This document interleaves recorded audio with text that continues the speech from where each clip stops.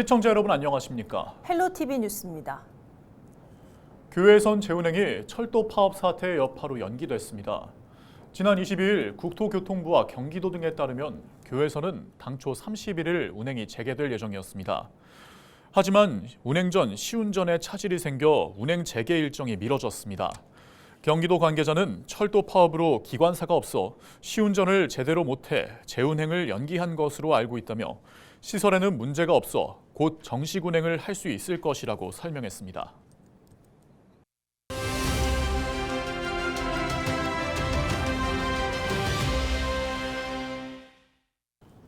호사 비오리는 전 세계적으로 천여 마리밖에 남아있지 않은 희귀종입니다.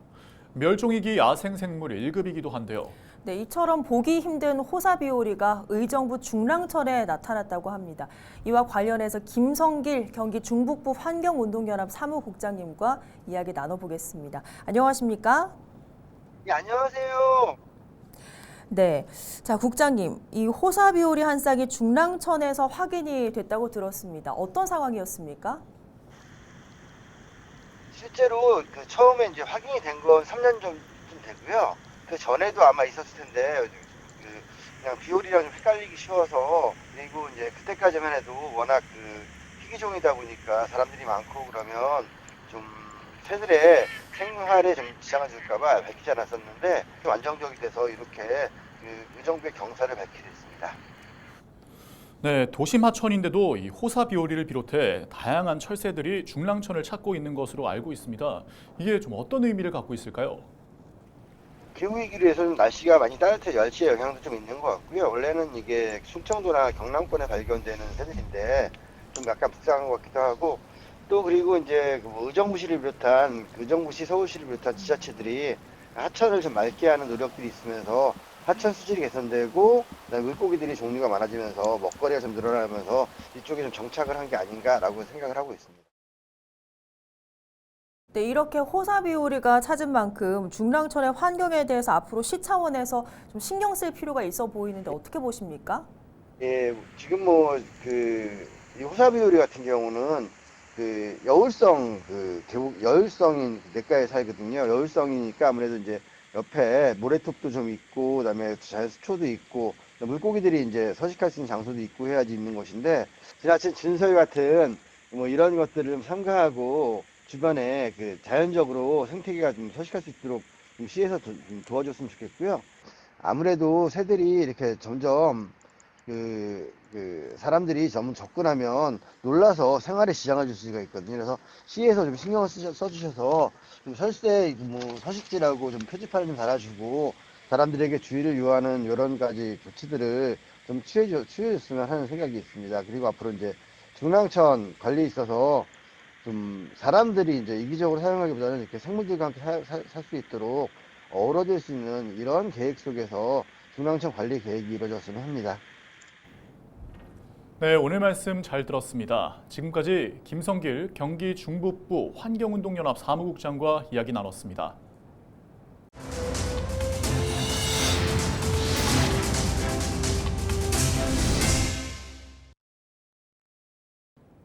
의정부 예비군 훈련장이 호원동에서 자일동 이전으로 논의되고 있습니다.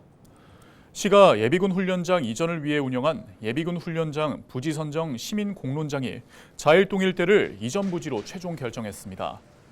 예비군 훈련장 부지 선정 시민 공론장은 지난 21일 오후 아일랜드 캐슬에서 제2차 시민 토론회를 열고 투표한 결과 자일동 부지가 가장 많은 표를 받았다고 22일 밝혔습니다. 시민공론장위원회는 예비군 훈련장 이전 부지가 시민 참여단의 투표로 최종 결정됨에 따라 합의문을 작성해 김 시장에게 전달했습니다. 김동근 시장은 이 자리에서 시민 의견을 존중해 이전을 추진하겠다고 밝혔습니다.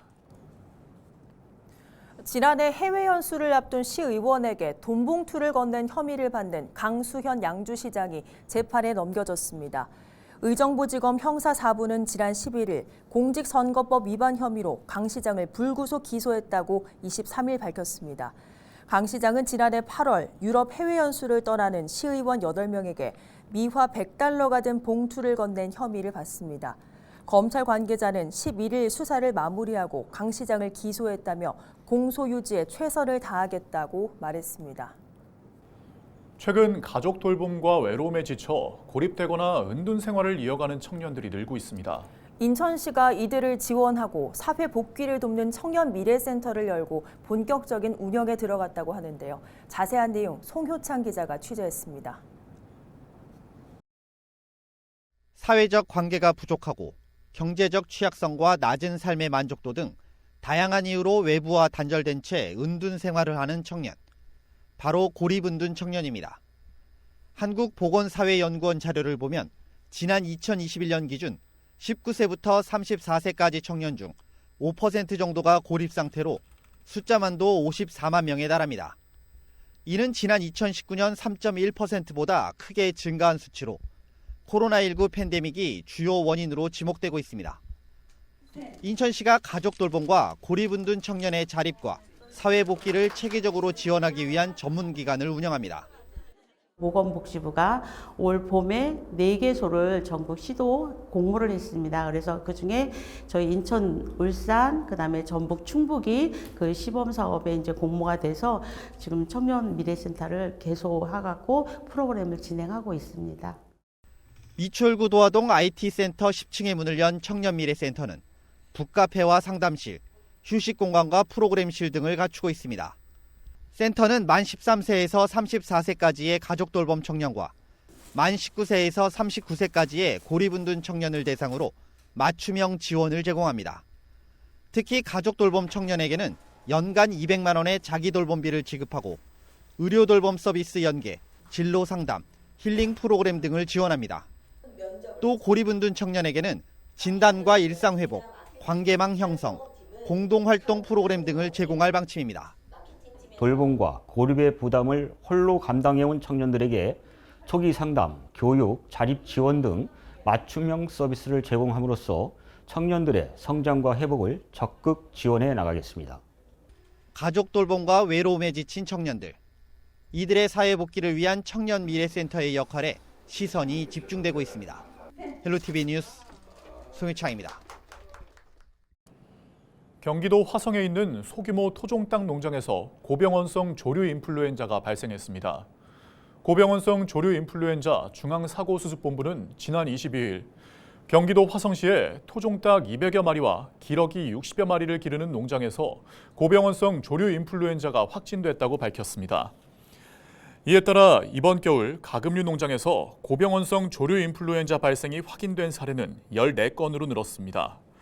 중앙사고수습본부는 경기 남부 7개 시군의 축산시설과 차량 등에 대해 24시간 일시 이동 중지 명령을 내렸다고 밝혔습니다. 중앙사고수습본부는 지난 20일 김포시의 산란계 농장에서 고병원성 조류 인플루엔자가 확진돼 김포시에 있는 산란계 농장 18곳에 대해서 일제검사와 특별 방역점검을 한다고 덧붙였습니다. 경기도 보건환경연구원은 도내 인플루엔자 발생이 급격히 증가하고 있다며 주의를 요청했습니다. 연구원은 도내 표본감시 의료기관 3개소를 방문한 호흡기 유증상자를 대상으로 인플루엔자 검사를 진행했습니다. 그 결과 인플루엔자 바이러스 검출률이 12월 둘째 주 4%에서 셋째 주 25%로 급증했습니다. 감염 주요 증상으로는 고열, 마른 기침, 인후통 등 호흡기 증상과 두통, 근육통, 피로감, 식욕부진 등이었습니다. 경기도 보건환경연구원 관계자는 겨울철 인플루엔자 유행이 더 커질 가능성에 대비해 유아보육시설, 학교, 요양시설 등 집단시설에서의 가급적 빠른 예방접종 참여가 필요하다고 강조했습니다.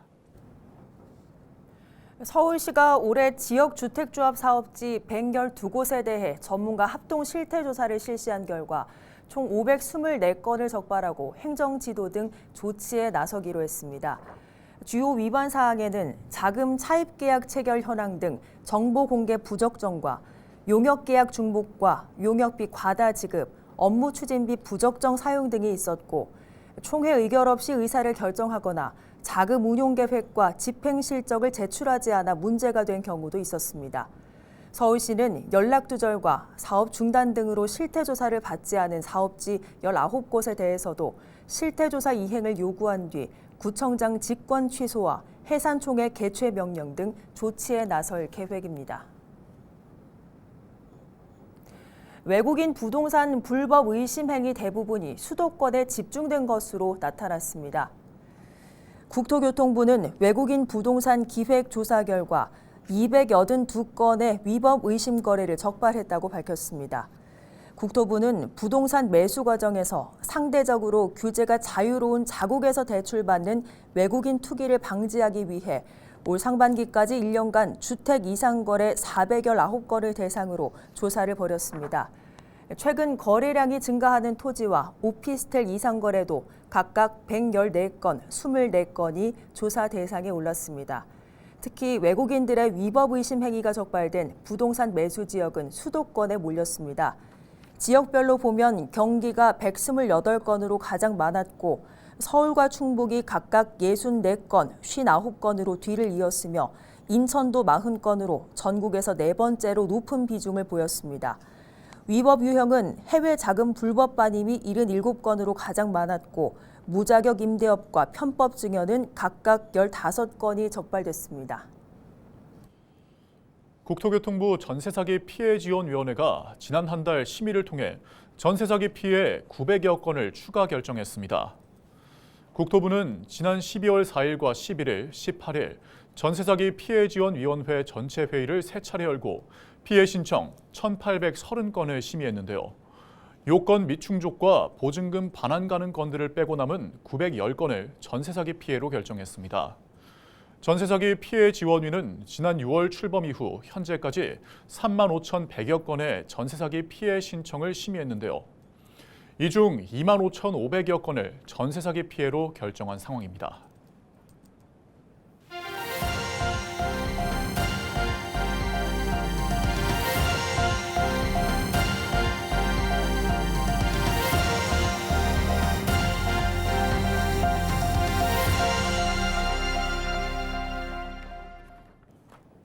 인천이 반도체와 의약품 수출 비율이 늘면서 사상 최대 무역 실적을 거뒀습니다.